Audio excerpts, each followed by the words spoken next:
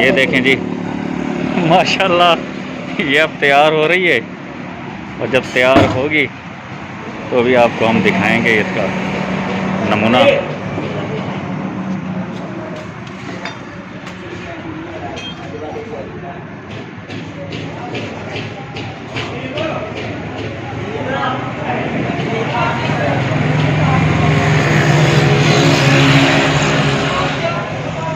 तसल्ली करें, ओके बनी है, ओके बेहतरीन करके।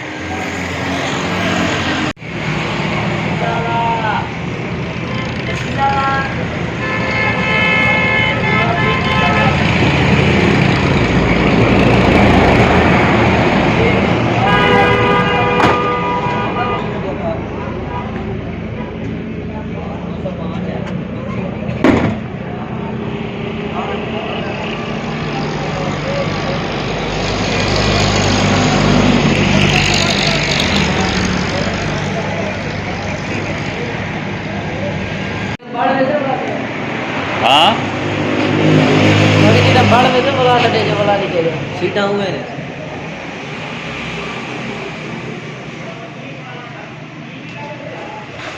बन से सही क्यों ना बन से वीआईपी करते बन से।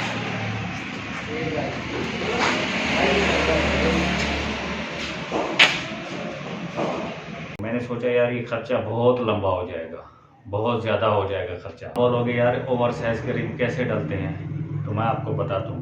आप ये पूरी वीडियो देखना तो फिर आपको पता चलेगा ओवर साइज के रिंग कैसे डलते हैं। हालांकि जितने भी यहाँ मैकेनिक बैठे थे ना, सबसे मैंने कहा कि यार इसके अंदर ओवर साइज के रिंग डाल दें, तो बोले जी नहीं चलेगा नहीं चलेगा। हालांकि 5-6 गाड़ियों को मैंने पहले ओवर साइज के रिंग डाले हुए थे।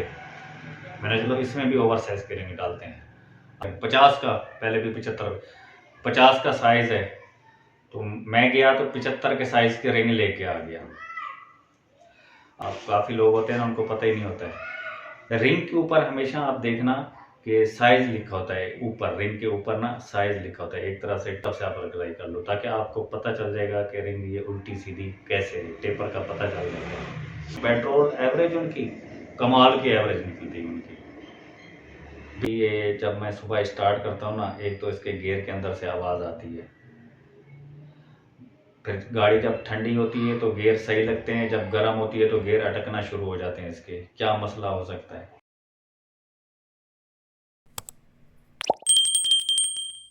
अस्सलाम वालेकुम रहमतुल्लाहि व बरकातहू। तो जी आपने गाड़ी देखी, उसकी कंडीशन देखी, और ये गाड़ी बड़ी मेहनत से मैंने बनाई है। इसको पूरी गाड़ी को ऐसे फ्रेश कर दी, ओके कर दी है। अभी इसके इंजन के अंदर जब इसका मैंने इंजन खोला था ना, वो मैं आपको बताता हूँ। इसके अंदर मैंने ओवर साइज के रिंग डाले, मतलब इसके पिस्टन जो थे ना, पिस्टन वो थे। हम 100 पे लेके जाते हैं ना, तो इसकी मुझे स्लीपें भी नहीं डालनी पड़ती, मेन भी गन भी नहीं डालने पड़ते। तो मैंने सोचा यार ये खर्चा बहुत लंबा हो जाएगा, बहुत ज़्यादा हो जाएगा खर्चा। तो इसका बेहतरीन हल ये है कि इसके अंदर मैंने ओवर साइज के रिंग डाल देने। अब आप बोलोगे यार ओवर साइज के रिंग कैसे डलते हैं, तो मैं आपको बताता हूँ। आप ये पूरी वीडियो देखना तो फिर आपको पता चलेगा ओवर साइज के रिंग कैसे डलते हैं। हालांकि जितने भी यहाँ मैकेनिक बैठे थे ना, सबसे मैंने कहा कि यार इसके अंदर ओवर साइज के रिंग डाल दें, तो बोले जी नहीं चलेगा नहीं चलेगा। हालांकि 5-6 गाड़ियों को मैंने पहले ओवर साइज के रिंग डाले हुए थे। मैंने चलो इसमें भी ओवर साइज के रिंग डालते हैं। अब पिस्टन का साइज जो है वो है अपना 50 का, पहले भी 50 का साइज है, तो मैं गया तो 75 के साइज के रिंग लेके आ गया। अब उन रिंगों की रगड़ाई कैसे करनी होती है पता है आपको, मैं बताता हूँ। आप काफ़ी लोग होते हैं ना, उनको पता ही नहीं होता है। रिंग के ऊपर हमेशा आप देखना कि साइज लिखा होता है, ऊपर रिंग के ऊपर ना साइज लिखा होता है। एक तरह से टी लिखा होगा, एक तरह से साइज लिखा होगा। यानी कि रिंग है 0 की है तो 0 लिखा होगा, 25 की है तो 25 लिखा होगा, 50, 75, 100। तो जो 75 जहाँ से लिखा हुआ था ना, और दूसरी तरफ टी लिखा होता है, आप एक तरफ से आप अप्लाई कर लो ताकि आपको पता चल जाएगा कि रिंग ये उल्टी सीधी कैसे है, टेपर का पता चल जाएगा। दोनों साइड से आप रगड़ दोगे तो फिर बाद में पहचानते रहो यार ये उल्टी कैसे होगी, ये सीधी कैसे होगी, इसका टेपर कैसे होगा। नहीं, एक साइड से आपने रगड़ाई करनी है, जहाँ से मर्जी आप रगड़ाई कर लो उसकी, या टी वाली साइड से कर लो या 75 वाली साइड से इसकी रगड़ाई कर लो आप ग्राइंडर के ऊपर। पहले आप ग्राइंडर पर रगड़ाई करो, फिर उसको ले आओ, स्लिप के अंदर लगाओ, पीछे से उसके पिस्टन डालो, चेक करो उसका गैप चेक करो कि जितना के मतलब ये अपना सर का बाल होता है ना, ये सर के बाल से थोड़ा सा ज़्यादा गैप होना चाहिए। और वही मैंने करा, एक साइड से रगड़ाई करी और सीधी रिंग को हमेशा सीधा रख के रगड़ाई करनी है, ऐसे टेढ़ा नहीं करना। जैसे आप रिंग ऐसे बंद करोगे ना, फिर वो आड़ी टेढ़ी होंगी तो उससे हवा लेती रहेगी, वो हवा नहीं लेनी चाहिए उसको। तो ये होता है इसका रिंगों का रगड़ाई का तरीका। एक एक आप रिंग लो, ग्राइंडर पे रगड़ो, फिर आओ स्लिप में लगाओ उसको, स्लिप में डालने के बाद पिस्टन पीछे से उसके डालो और आगे थोड़ा सा आगे रगड़ा दो उसको। चेक करना उसका गैप चेक करना। अक्सर जैसे साइज़ की रिंग भी होती है फिर भी हम चेक करते हैं, स्लिप के अंदर रिंग डालते हैं, फिर पिस्टन डालते हैं, फिर चेक करते हैं उसका साइज़ चेक करते हैं कि यार रिंग ज़्यादा, इसके गैप ज़्यादा तो नहीं है या घट तो नहीं है, चेक करना पड़ता है ना। तो इस तरह एक एक रिंग की आप रगड़ाई करोगे, बिल्कुल आराम से तामुल से काम करने का, कोई जल्दी नहीं थी। मैंने इसी इंजन को कम से कम 2 दिन के अंदर तैयार करा था, 2 दिन में। हालांकि ये 1 घंटे का काम भी नहीं है, अगर साइज के रिंग डालने होते तो 1 घंटे के अंदर रिंग डाल जाते हैं, लेकिन मैंने 2 दिन आराम से, 2 दिन, 1 दिन तो पूरा मैंने रिंगों की रगड़ाई के ऊपर लगा दिया इसके। एक रिंग, 1 से 2 रिंग रगड़ता था, फिर बैठ जाता था, फिर रगड़ता था, फिर बैठ जाता, यानी कि तसल्ली से काम करो। पिछली गाड़ियाँ 4-5 इंजन मैंने बनाया ना, और अल्लाह को शुक्र है आज अभी तक उन गाड़ियों ने ना आयल ख़त्म करा है, आयल बिल्कुल नहीं खा रही है, आयल जितना डालते हैं उतना ही निकलते हैं। और पेट्रोल एवरेज उनकी कमाल की एवरेज निकलती है, उनकी बेहतरीन एवरेज निकलती है, आप यकीन करो। तो काम को हमेशा बिल्कुल सुकून माहौल में आके करने चाहिए, जल्दबाजी नहीं करनी चाहिए। जो बंदा मतलब मेहरान का इंजन है ना, मेहरान के इंजन पे भी इस वक्त 50 से 60 हज़ार रुपये खपत है। इंजन ओवरऑल करने के, जर्नल करने के 50-60 हज़ार रुपये लग जाते हैं।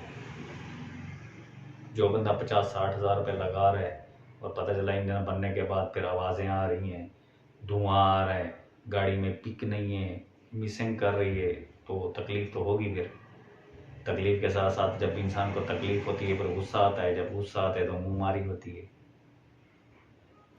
इस तरह कल मेरे ये काफ़ी लोग मेरे वीडियो देखते हैं, फिर मुझसे मशवरा भी करते हैं, क्योंकि लिंक के अंदर, चैनल के लिंक के अंदर मैंने अपना नंबर जो लगाया हुआ है, तो व्हाट्सअप नंबर। कल एक भाई मेरे पास गाड़ी लेके आ गए, कल्टस 14 मॉडल। तो मुझे कहते हैं कि जी ये जब मैं सुबह स्टार्ट करता हूँ ना, एक तो इसके गियर के अंदर से आवाज़ आती है, फिर गाड़ी जब ठंडी होती है तो गियर सही लगते हैं, जब गर्म होती है तो गियर अटकना शुरू हो जाते हैं। इसके क्या मसला हो सकता है? मैंने भी गाड़ी चलाई उस वक्त, लेकिन गाड़ी गर्म थी, गियर सही लग रहे थे और आवाज़ भी नहीं आ रही थी।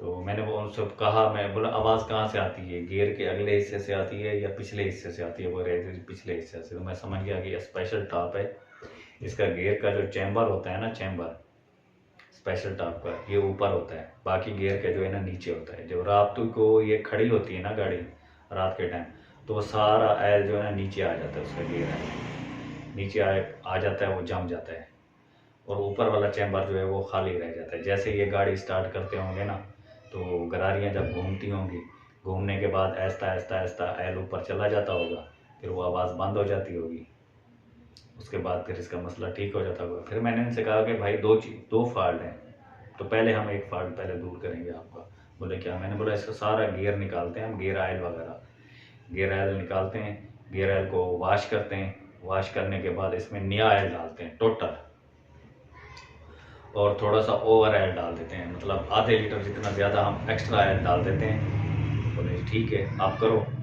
तो उसके अंदर मैंने पूरा पुराने वाला गियर ऑयल निकाला, बहुत गंदा गियर ऑयल था। गियर ऑयल निकालने के बाद फिर मैंने उसके अंदर नया ऑयल डाल दिया, नया ऑयल डालने के बाद आधा लीटर मैंने ओवर ऑयल डाल दिया। अब मैंने बोला आप चेक करना, इंशाल्लाह ये सेट होगी। फिर आज उनकी मेरे पास कॉल आई कि बोले ओके भाई, गाड़ी ठीक हो गई, अभी मेरी आवाज़ भी नहीं आती है और गर्म होने के बाद गियर जो अटकते थे वो भी नहीं अटक रहे हैं, सेट हो गई है। लेकिन मैंने उनसे यही कहा था कि अगर गर्म होने के बाद फिर भी अगर आपके गियर अटकेंगे तो इसका मसला ये होगा कि जो इसकी फिंगर प्लेट है ना, वो गर्म होने के बाद काम छोड़ देती है, वो काम सही तरीके से नहीं करती है, लिहाजा फिर इसका गियर खुलेगा, इसकी फिंगर प्लेट, क्लच प्लेट पूरे का पूरा सेट नया डलेगा, जिसमें क्लच बैरिंग भी आ जाएगा, प्रेशर प्लेट भी आ जाएगी जिसको फिंगर प्लेट भी कहते हैं, और क्लच प्लेट भी। ये तीनों जब हम नई डाल देंगे ना, गाड़ी फिर और ओके हो जाएगी।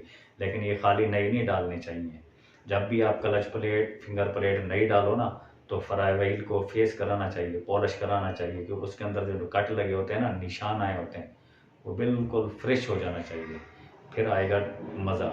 वरना होता क्या है कि एक तो एडजस्टमेंट सही नहीं होती है, क्योंकि फ्राई व्हील कटा होता है, कहीं लाइनें होती हैं कहीं नहीं होती हैं, तो क्लच प्लेट नहीं होती है, प्रेशर प्लेट नहीं होती है, वो एडजस्टमेंट सही नहीं आती है, फिर भी गियर अटकते रहते हैं। क्लच प्लेट न्यू डालने के बाद, प्रेशर प्लेट न्यू डालने के बाद भी गियर क्यों अटकने चाहिए, क्यों अटकते हैं? यहीं से तो हम यही तो हमारे से मिस्टेक हो जाती है, गलती हो जाएगी, या हम 1000-1200 बचाने के चक्कर में अपना नुकसान कर बैठते हैं। फ्राई व्हील को खोल के उसको फेस लाजमी कराना चाहिए, उसको पॉलिश लाजमी करवाना चाहिए, फिर मसला ठीक हो जाता है।